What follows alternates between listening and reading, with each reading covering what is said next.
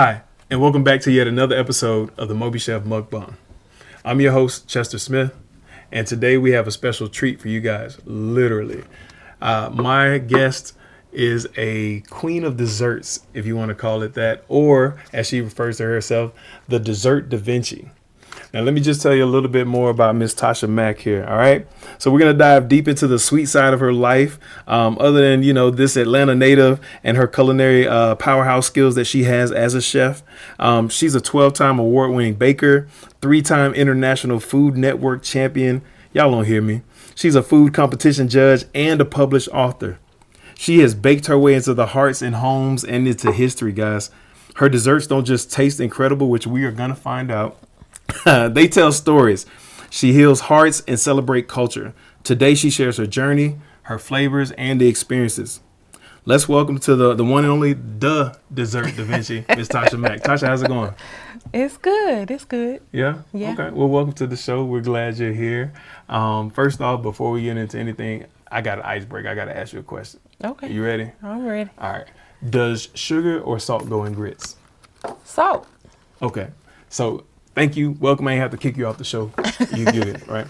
And so for those of you out there watching and listening right now, mukbang is just we're about to get into that. We're about to get into some food here, but mukbang is just a really fancy word to me for crunching on some food, having a good time, and slurping on some drinks, right? But the other part of that is the community side of what it creates, the culture, and the environment that it creates. So you out there, we want to invite you in and listening and hearing. We want to invite you into this, and let's just get to it. I smell this food.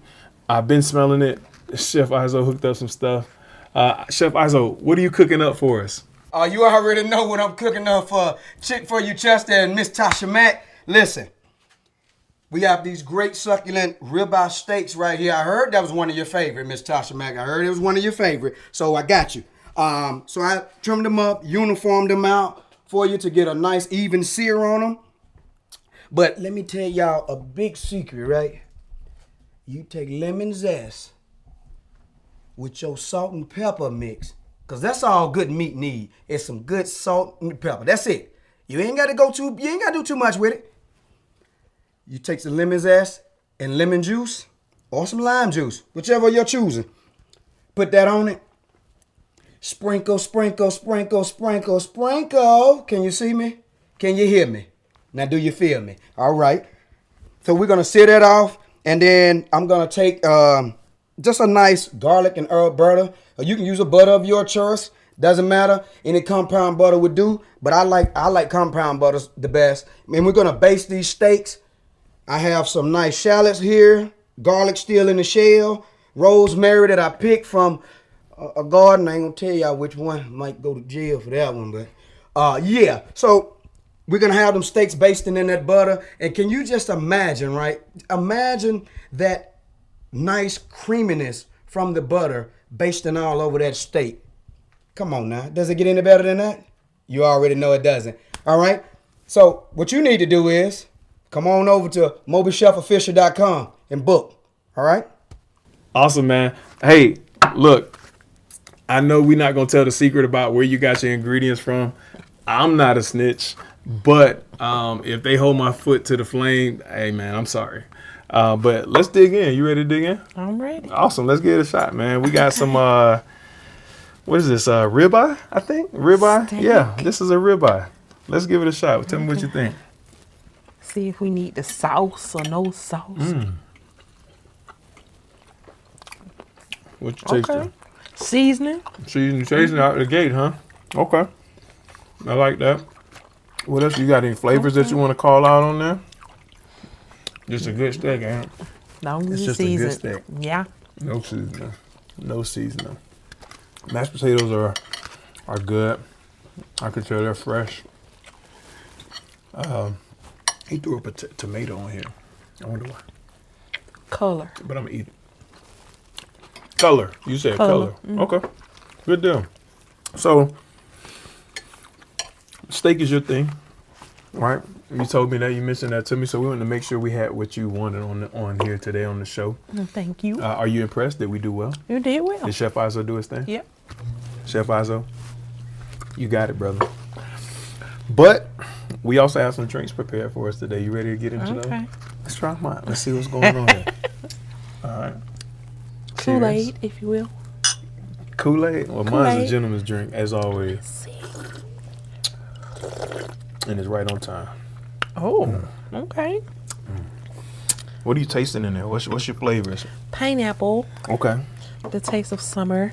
Okay. What else you got? Vodka, of course. Some vodka. White. Yes, I'm a white Some girl. vodka. Okay. Surprise. Threw a little passion fruit in there too. With Okay, that. okay. Yeah. I get that. You're welcome. All right. Good deal. So now you get a chance. This is the part where you actually name your drink. What are you going to name it? A summer breeze. Ooh. That'll Summer work breeze. for me. Yeah, yeah. Why summer breeze? Well, the fruit. Does it make you feel fine? Yeah, the fruit. I'm on the beach. Indeed. On the beach with a steak. Summer breeze makes me feel fine. Well, there you have it. Summer breeze. Chef Tasha Mack. That's her drink. It's in the books. All right. So we're going to get into this, man. I want to ask you, like, where did you want to start? What made you start, like, I guess, want to start cooking? Talk to me about little Tasha or big Tasha whenever you decided that you wanted to become a chef. And then yet even deeper or further, a pastry chef. Well, it wasn't in the kitchen. I didn't start in the kitchen. My resume was kind of all over the place. Gotcha. My first degree was in cosmetology. Okay. I went from cosmetology to accounting to the military to the kitchen. Military, you serve. Yes. Thank you for your service. Yeah, not long. Understood. Yeah, I understand. that's a story for another day. That's okay. But not What long. branch? Army. Okay, good deal. Your cousins. Okay, understood. And then we found our way back to the kitchen from just playing with my friends. They would do parties and events, and since I like to make stuff, and I was surprisingly the only friend out the group that could cook. Oh, wow. Yeah, I was like, all y'all pretty faces is useless. Just useless. I'm like, but I would always be like, oh, I'll do the desserts, or I'll do the table, I'll do the food, the sides. So this wasn't like I had an easy bake oven at 5 years old. I had type thing. one. Yeah. So it didn't start back then. Yeah. Because we had a family baker, so everybody just left it to her. What? And I was just there to eat the cake. My mom would make dessert on Sunday, but it wasn't something like we did together. There was no nostalgia. Gotcha. It was just, is the food ready? I'm finna eat it. So what was the switch that said, I want to make money doing this? Well, what did I make? One of my friends' baby showers. They had like a baseball theme, and I did the whole table, and somebody said, why isn't this a career? Why aren't you selling this? Yeah. And I was like, I never thought I could. Never hear anybody talking about it, or it was a whole nother side I didn't know about. Ah. Yeah. So somebody opened you up to it. Yeah. So they was like, why don't you start selling this? So a chef in Atlanta that we would get plates from, I took him some cheesecake stuffed strawberries. Wait a minute. You ain't finna get past me on that one. You say what? It was strawberry shortcake, cheesecake stuffed strawberries. So it's a cheesecake. Yeah, it was cheesecake filling stuff. We gut the strawberry, fill it with cheesecake and toppings like the strawberry shortcake crunch and white chocolate. You talking my language. And I took him those, and he shared it on social media, and that was the birth of Sugar High. Get out of here. And I'm like, people like, I want to buy this, and I'm like, it ain't for sale. I guess it is now. Welcome. That's what's up. That's what's up. So how have things been going now? Bring us up to speed. Well, it's good now. I mean, of course, we saw the awards, the accolades. Yeah. You were on TV as well, right? Mm-hmm. Talk to me about that. Well, we've done Netflix Sugar Rush Christmas, season 1 for that. So that's where I started. That was my first show before Food Network. Okay. And then we got the call from Food Network Canada the second time. What? Yeah. And So then you were up in Canada, man? Yeah. I'm jealous. Yeah. And it was Canada during COVID. Did you meet Drake? So it was a nightmare. No, we couldn't even leave the hotel rooms. Because you said It was during COVID. So we were stuck in the hotel room for 2 weeks before we could even film. So you had to quarantine. Yeah, we had to before you could get out quarantine. there. Yeah, because Understand. they were strict. Okay. I mean, I think everybody was when it came down to COVID because it was so devastating, Yeah. right? I mean, it was a vacation for me. Yeah. Because they paid us to come and paid us to stay. You getting paid, yeah. Yeah. Why not? I was know what like, I'm it's just me and the TV, but that's fine. room service, Exactly. order whatever you want. Man, For free. is that what we would consider a good old days? Yeah. You gonna call it the good old days? Like, oh man, back in my day or back in the good old days, man, I could sit in my room and just order food service. I was like, y'all gonna run that back? That pandemic back? So as an entrepreneur at those times, even up until your Food Network appearances and your Sugar Rush appearances, what challenges did you face even getting into the industry, and what did you realize as an entrepreneur in the journey that you had just embarked on? Well, for one, promotion and getting clientele. Because like Promotion, like marketing yourself? Or? yes, Okay. because I mean, social media had just started. Instagram was still new. Okay. And then I didn't know how to run a business. So what I do, after he shared the post and people started contacting me about, can I get this, can I get that? Pricing, you didn't know how to price. You didn't know where to source the ingredients, supplies, or anything. So your local grocery store was just where you went. Okay. So I'm pretty sure I didn't know how to price, so everything was $50. So $40 and $50. So I'm pretty sure That's I was what you would charge them? paying them to make them a cake. So of course, I mean that's a mistake we all make because we don't know. We just feel like, oh, she paying me to do this. Let's do it. Yeah. So with that came classes and knowledge and investing in yourself. If I'm gonna start a business, I need to learn. Right. And I made sure I invested a lot of money and time into my skill set. I think a lot of entrepreneurs out there, that are just starting out, some people don't have that direction or even the initiative or the mindset to say, you know what, I need help. Some are just too prideful. Some just, they say, I'll figure it out along the way, and they just fail their way to success. That's part of me. I did that. But I also realized that, you know what, I actually do need help. I need to learn from some people. The people that got what I want, I need to stop and take that in, ask them for mentorship, or even just watch them. I became very observant. So I had a struggle. I failed my way into success.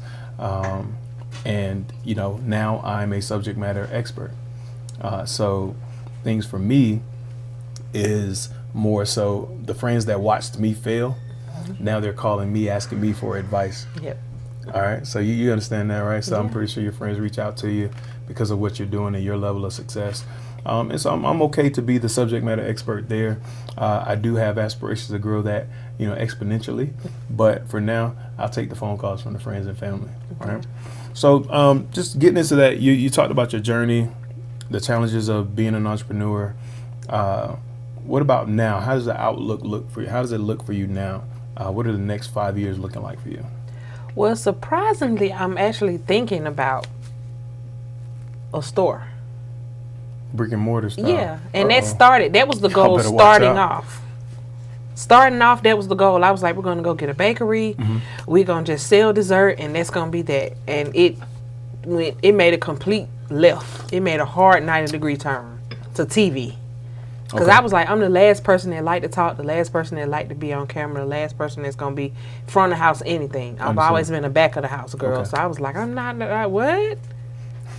You want to do what and talk what? So it took a turn, and I'm like, okay, now I need to try to, now that I definitely have the resources, the people, the connections that this 10 years has got me, I definitely think now I can get into that store and rock Awesome. it. That's pretty cool. Yeah. So, all right. You told us about that, the challenges you faced. With you have a family. You mentioned that to me. How do they feel about what you do? Well, it was stressful. Okay. Because, I mean, How was it stressful? working from home the work-life balance is not there. It's not there. So, of course, everything takes a back seat to the business. Okay. And it was expressed to me by my family. So, I had to definitely hire people and get resources and help to help me do things. And, of Understand. course, it took me away from home, all the traveling. Most of the year I wasn't there, missing out on things. So I had to make sure that I scheduled a family vacation or things to include them, or come with me, come see how it's done, come watch. Yeah. that kind of thing to make sure that they didn't feel like left that. out. I like that you include your family in that. But at first it was, where is she? She's gone. And I'm like, I'm trying to create a footprint so y'all can see that you don't have to go to college or take a traditional way to be you showing a successful. pathway. You're a I was like, trailblazer. you can do what you want to do. You ain't Yes. got to go straight to school after high school. And Okay, I get that. So let's talk about your philosophy, your passion, things like that, right? I mentioned we already talked about your journey. Who did you follow? Who did you see, or who mentored you? Because you mentioned education and learning. Who taught you to kind of hone your skills as an entrepreneur and even as a baker or it pastry was chef? two people in particular. Mhm. It was Portia Kimball. Okay. She was known as Your Cake Diva Okay. in the beginning. That was one of the first classes I took. Shout out to Your Cake Diva. Is she Yes. still out there? Hey P, she is. Okay. And Cake King, Jeremy Jones. Okay. They were actually best Shout out to friends. Jeremy Jones. We see you too. Yeah, they were best friends, and I actually was like, we're going on a journey with both of them. We learning everything they have to Yeah. teach. So every cake retreat she had anywhere in the U.S. I traveled to. Anywhere he went in the U.S. I traveled to. I went to his house to learn, Yeah. spent weekends in cities Yeah. to learn, and I was like, education is endless. I think that's pretty cool. So anything from baking to recipe development to business management to outsourcing to opening a storefront, Yeah. they laid the blueprint for me. Gotcha. And they also wrote the forwards in my books. Okay. So tell me about your mentors and anybody that you followed that helped guide you on your journey as an entrepreneur and as a baker. Well, there's two that I follow specifically, and that's Portia Kimball and Jeremy Jones, Your Cake Diva and Cake King. Shout out Portia and Jeremy. We see you. Yeah, they hate when I say it, but I'm like, they literally taught me everything I know. That's cool. Cake retreats, classes, whatever, like from pricing to baking, recipe development, Okay. everything. So they were your Everything I Jedi needed. masters. Yes. Yes, indeed. If it was a question I needed answer, I'm like, ring, ring, ring, ring. I'm going, I'm coming, what I need to buy, where I need to go, what I need to do. Did they ever tell you bothered them? No. No. No. Okay. As long as you didn't bother them, you're good to go. I'm glad to hear that. Okay, so now let's talk about this. Do you think dessert is an emotional thing? And if so, what dish makes you I'll say it this way. What dish carries a lot of meaning for you? First question, do you think dessert is an emotional thing? Well, I always have a saying. I'm like, the more stressed I am, the better it is. I don't know why. Okay. But I'm like, if I'm angry You're talking about the or dessert upset, is better, not being I stressed. tend to make it better when I'm under pressure or upset about something. Okay. Okay. For some reason, it's a stress reliever for me. Okay, so that's the baking side Yeah. and just creating the desserts. Yeah. So do you think like people that they say, okay, well, I need a tub of ice cream because I'm depressed or something. Is that a real thing? Do you believe that's a real thing? Like if somebody has to eat dessert because they're depressed? Probably. To Sugar feel makes better? you happy. I think so. I Yeah, think it's yeah. I think it's a drug. I think sugar is a drug. But this ain't an attack on sugar in the sugar industry. But hey, I think so. So what dish would you say, if it's a dessert or a dish, carries a lot of meaning to you?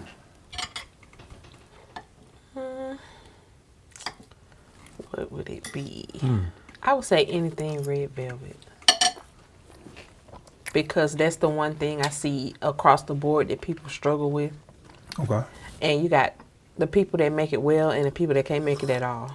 You got the people that love it and the people that hate it. Yeah. And the people that hate it had it from the people that didn't know how to make it. So does red velvet come from chocolate? There's cocoa powder in it, but it is not a chocolate cake. I was trying to figure it out for the life of me. It is not a chocolate cake. I will fist fight Okay. over that. So do you prefer red velvet over like a German chocolate cake? Yes. German chocolate is that deal though. Yeah. Coconut. I do like coconut. I was actually raised on German chocolate cake and hummingbird. Those were the two cakes for Yeah. the holidays, and I was like, we can't have just vanilla, Yeah. lady. But yeah, she only picked those two, so I kind of stay away from them now. Gotcha. So So Tasha, what keeps you inspired and keeps you from, like when you're stuck, what keeps you inspired and pushes you and compels you to continue cooking or creating delicious desserts?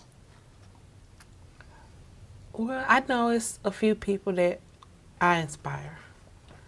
So when they give me feedback or say, hey, I made this from your recipe, or I need your help with this, that kind of makes me like, oh. Because I quit every Friday.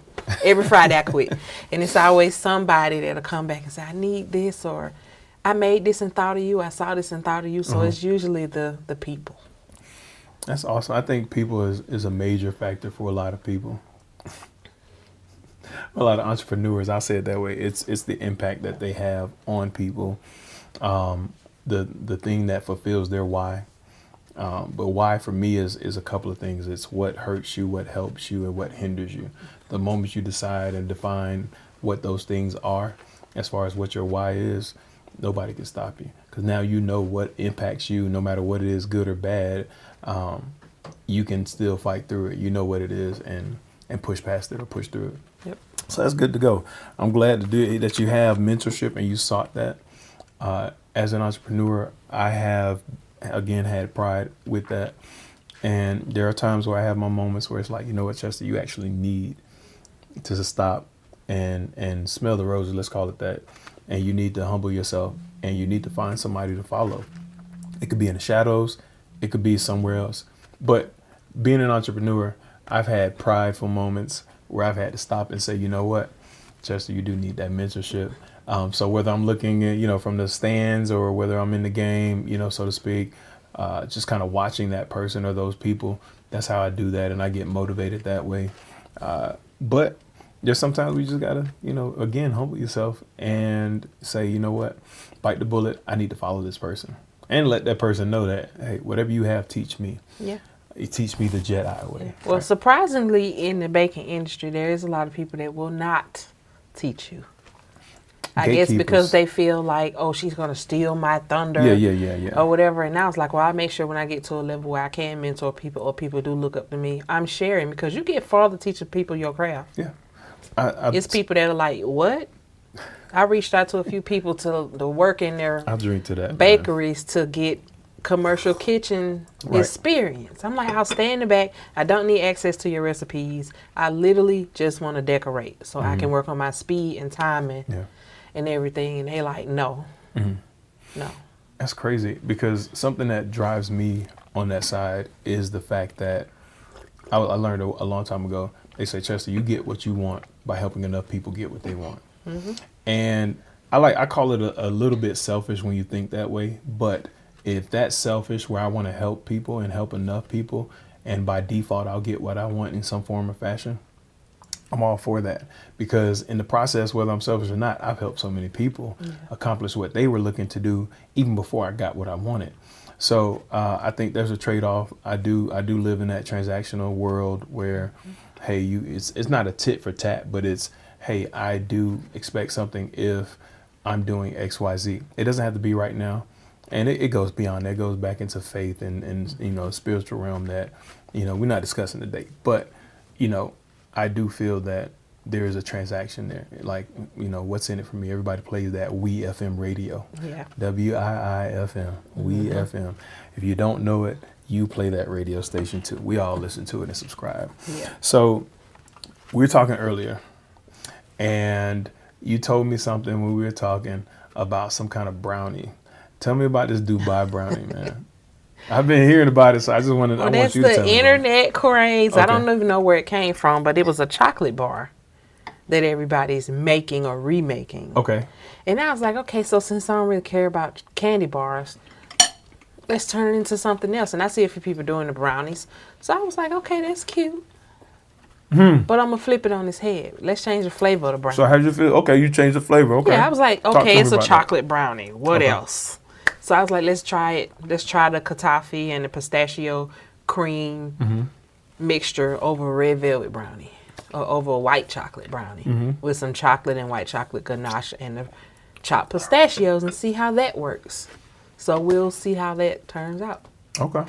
Good deal. Well, I look forward to trying that. So I even gave it a cute name. Yeah. Okay. Well, you have to tell us that name someday. Okay. But so I'll tell you this personal experience.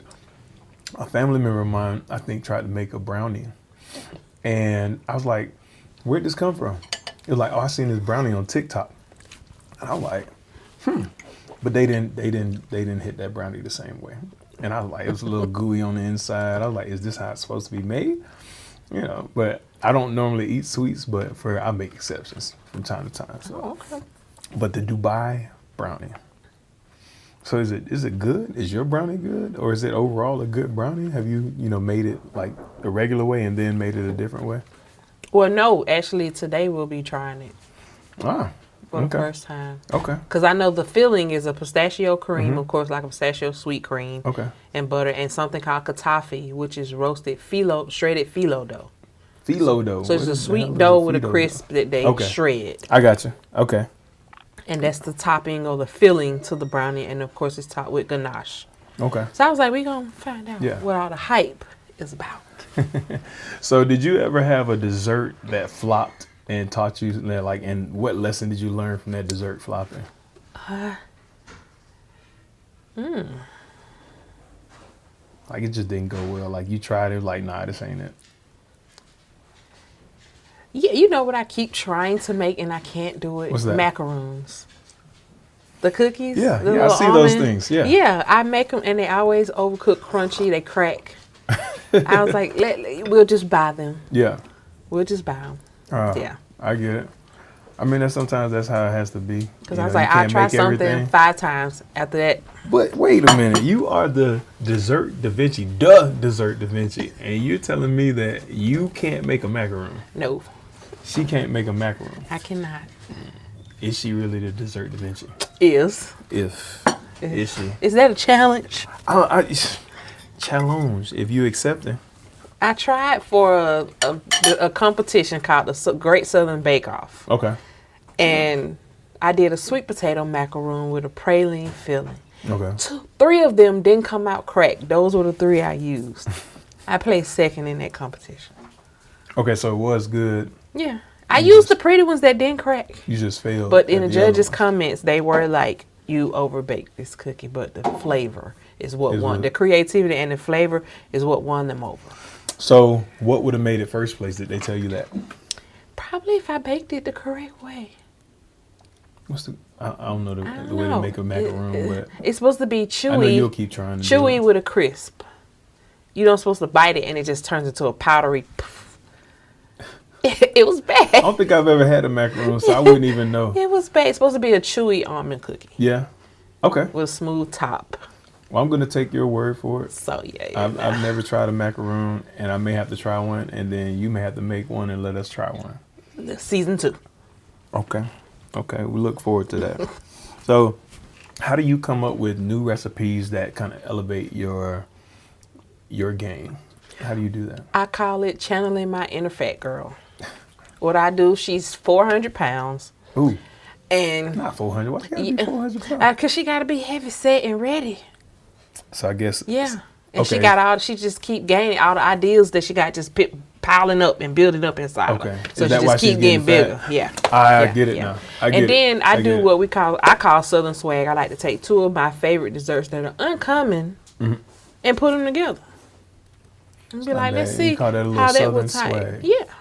A little Southern swag. Ain't nothing wrong with that. Because one thing that was popular that always sells out when I do it is red velvet banana pudding. Red velvet, there it is again. Yeah, the red velvet raven is what I call me. Red velvet, you're the red velvet raven. Yes. But you the Dessert Davinci. Yes, that's a subsidiary. So, okay. Yeah. So I thought you had like one of those multiple identity issues or something, like you schizophrenic. That was just one area that I seen a lot of people struggle with. No, not to those people that are struggling with that. Don't come for me. Yeah, that's one of the areas that I struggled with. I was like, we're going to perfect this whole red velvet thing. Yeah. Enough to a point where we can brand it and teach it. And I want to be make each type of dessert in that flavor. Okay. So and it might be red velvet, but what flavor combo do you swear by? Flavor combo? Yeah. You just said like banana and red velvet, which I've never heard Yeah, because those the two chocolate together. accents in the red velvet actually heightens the banana. Sounds good. It's rich. That sounds really good. Real rich. Yeah. But it's a good combination. Okay. It's not my first choice. Okay. It's a little too rich for me. My first choice is lemon and blueberry. Lemon and blueberry. Yes. I think I like those. I like those flavors. I've had a cake or two that have tasted like had some blueberry in it with some lemon zest and a little bit of lemon Yeah, that flavor. combination will win me every time. Okay.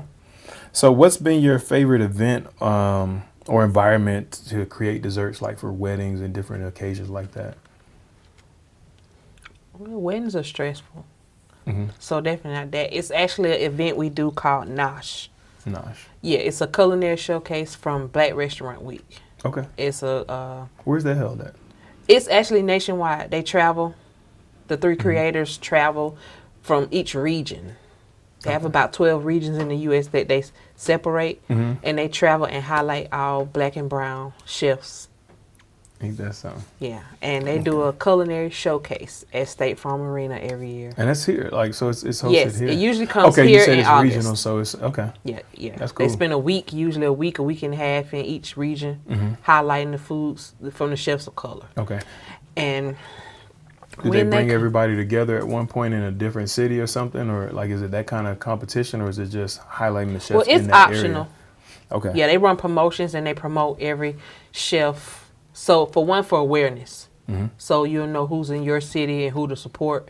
And then they have events at certain restaurants that bring more business to them. They offer scholarships, grants, and the culinary showcase, actually they give out money and prizes Gotcha. and everything. And So- I've won that 4 times. Are you So bragging, or are you just making a statement? I'm a judge now. So Ooh. don't come up in there Ooh, with that bad red velvet. because that's your thing. I will be hard on you. So, if you weren't a pastry chef, what would you be doing right now? An accountant. Not for me. Yeah. I mean, that was the degree. That wasn't the dream. Right. The dream was choreographer. But accounting pays the bill. Would have paid the bill. I understand. So, me and accounting, we didn't get along. The first moment I learned about GAAP, and I'm probably talking about this again because it's traumatic for me. And when I learned GAAP and credits and debits and how they were actually exact opposite of what they really were, I spent like a whole month just trying to get that wrapped around my head. Like, I don't get it. How do I put this in a T-square? How do I debit this account and credit this one?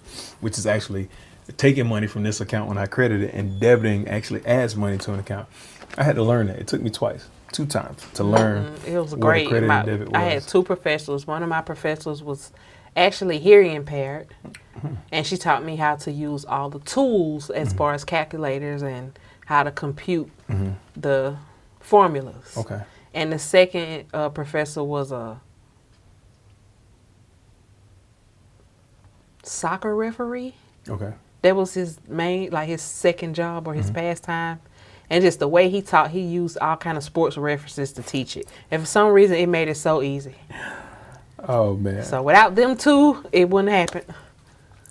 I get it. Cool. So have you ever seen someone whole mood change after they bit into one of your desserts? Yes. What was it like? What was that? I to got say? How did you proposals. Somebody asked to hug and kiss me. I'm like, Lord no. Sorry. feel? Lord in the morning. Credit or as they debit. say. Yeah.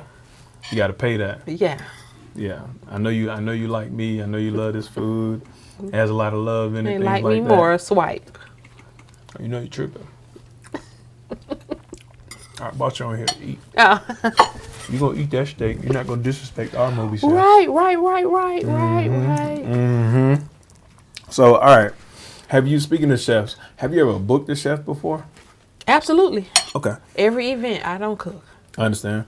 What is that at home? Have you had an in-home experience, or was it more so just like? I use them more so for holidays Okay. and the kids' birthday parties. Okay. And what has Well, your experience been with that? Great. Understood. Yeah. The less I have to do, the better. Do you ever give them like a judging eye when you kind of like, I know I can make that. I can make what they made. You look at the food like, oh, Nope. I can do that better. Nope. No. Don't want to. No, I get that. You let them perform their craft and As long do as their they don't thing. step in my lane. So if they did say I brung y'all some creme brulee I'm like, and some special, what you gonna do at that point? creaming in the trash. Oh yeah. Why you gonna throw your food in the trash? I try it. And then you're gonna give them like. I got a lot of bakers I enjoy. It just the chefs I've worked with, I've never seen them make dessert. Maybe one. Okay.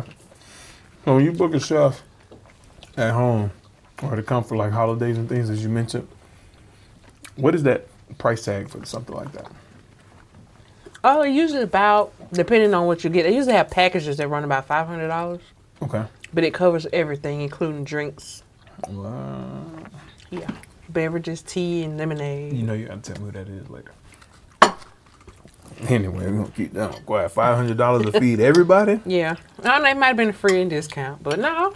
Okay, I'm pretty It was sure posted, so it was to the public. Yeah. Yeah. Okay. So you've had this journey into entrepreneurship away from accounting, right? You brought your family along with you, and everything that you've done, you've been a judge, you've done all these things, and now you get down to the point where you have these recipes, and you done kicked out a book. Let's talk about that book, man. Tell me more about this thing, right? It's sitting back here, but I want them to see that. The Dessert Davinci. Well, that's a beginner's guide. That's what I call it. Okay. A beginner's guide to creating edible works of art. Okay. So it's really it could be for like that. advanced, but beginners, it's so simple. I made the recipe so simple to where you can read them, follow them. It's not that many. Okay. A few of the cookie recipes do kind of do a lot. Because, I mean, a cookie is complicated. But Gotcha. it's fun. Yeah. And it's divided into 5 sections.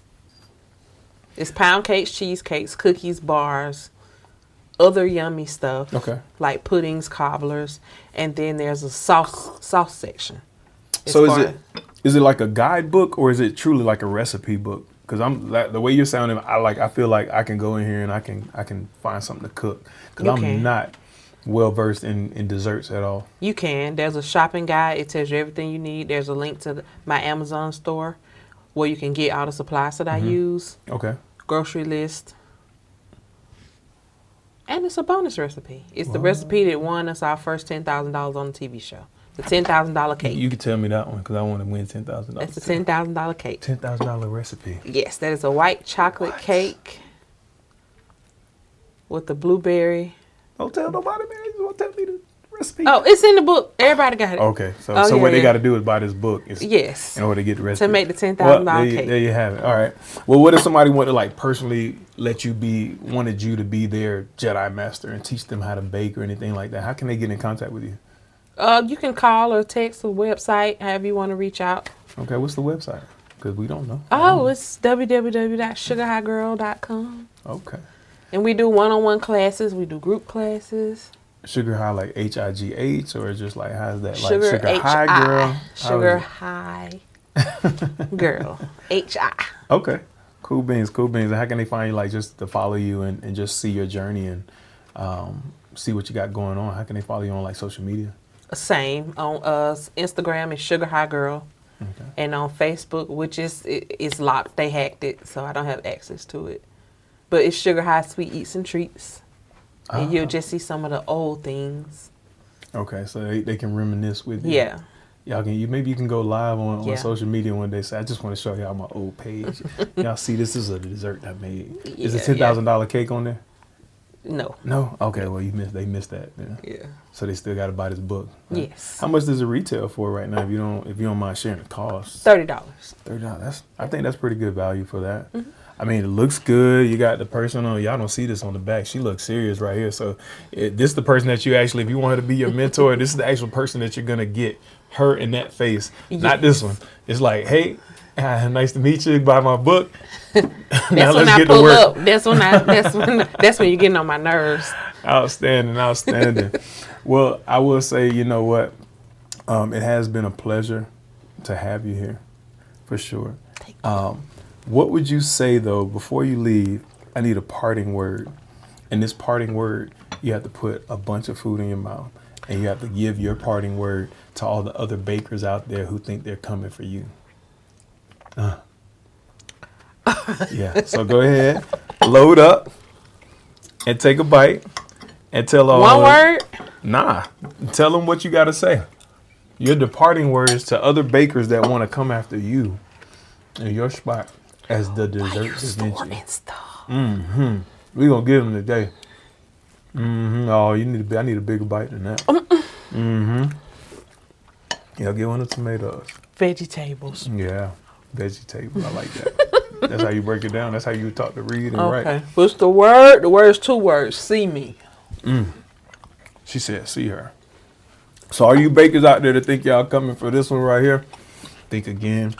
She's also on the MobiChef platform. So if you do want to book a wedding caterer or a pastry chef, or if you think that you can compete with Tasha Mack, the Dessert Davinci, find her and others at MobiChefOfficial.com.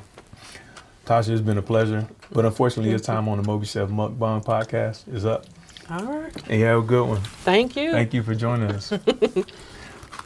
And we're out.